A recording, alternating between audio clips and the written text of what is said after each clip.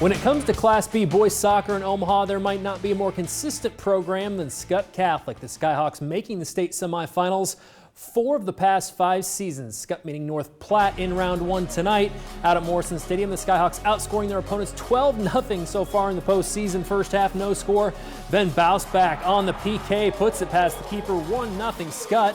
Later in this first, more from the Skyhawks. Caleb Voss making it look easy with another goal. Skyhawks soaring to the semifinals yet again, 2-0. They'll play Crete on Saturday.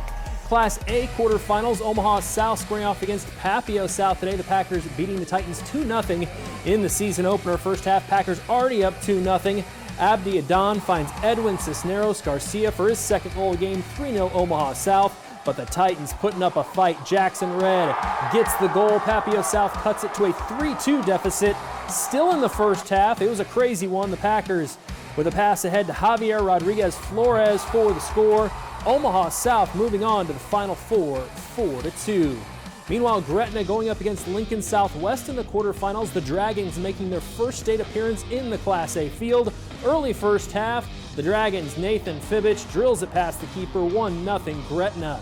Then in the second half, more from the Dragons, this time Jacob Cover. The nice move and goal gives Gretna a 2-0 advantage. Then a few minutes later in the second half, the cherry on top, Patrick Long to Micah Bernal. And Gretna, in its first year as a Class A school, going to the state semifinals, 4-2. It means a lot. I'm a senior this year. I wish I had more time here to play at the program. It's looking bright. Everyone was going to kind of overlook us going into the year, and especially getting into the state tournament, and so it was kind of one of those that we used that to our advantage.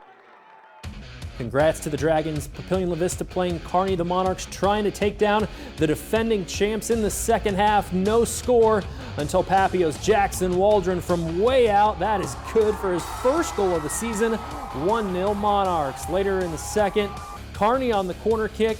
Papio goalie Jaden Crease gets a paw on it, keeps the shutout intact. And for the first time in 22 years, Papio wins a game at state, knocking off previously unbeaten and last year's champ Kearney 1-0.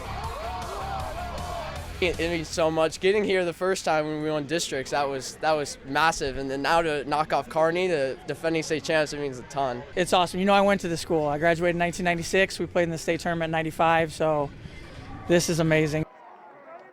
Meanwhile, Creighton Prep playing Lincoln East. The Junior Jays making their 12th straight appearance at state. In the first half, no score. Prep's Luke Waters finds Matthew Biza, who buries it in the back of the net. His first goal of the season, 1-0 Junior Jays. Later in the first, more from Prep. It's Duncan McGuire on the free kick. It's saved, but Michael Ambrose, Johnny on the spot for the putback as Creighton Prep cruises to semifinal Friday by a score of 2-0. And Jenny, it's a darn good thing those kids don't have to play till at least Friday night, because they're going to need that long to dry out. Seriously. Yeah, looking at the video, I mean, impressive action on the field for sure, but it's hard not to see just how miserable those conditions look. I know, and I feel bad for the parents having to do that laundry. Just having, oh, true, it's so muddy. Your weekend forecast coming up next. It's better.